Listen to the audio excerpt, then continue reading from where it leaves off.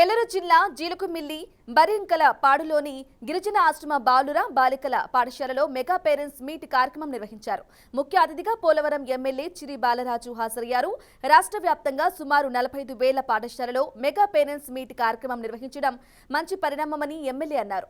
ప్రతి సంవత్సరం ఈ పాఠశాలలో 10వ తరగతి పరీక్షలలో మొదటి 10 స్థానాలు ర్యాంకులు సాధించిన వారికి 5 సంవత్సరాల పాటు నగదు బహుమతి అందజేస్తానని ఎమ్మెల్యే తెలియజేశారు.